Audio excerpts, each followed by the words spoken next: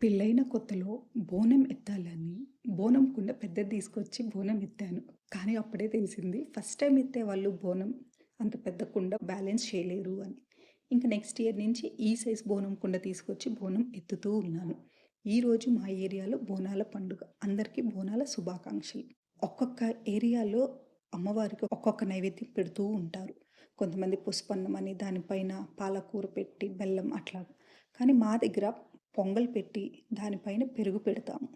ఇక్కడ ముక్క లేనిదే ముద్ద దిగదు అని అంటారు కదా! అట్లాగా నాన్ వెజ్ లేకుండా పండగ కూడా అస్సలు కంప్లీట్ అయినట్లే కాదు. కానీ మేము నాన్ వెజ్ తినకూడదిప్పుడు అని సింపుల్‌గా మా బోనాల పండుగ చేసుకుంటున్నాము. Bagara rice with meal maker masala curry.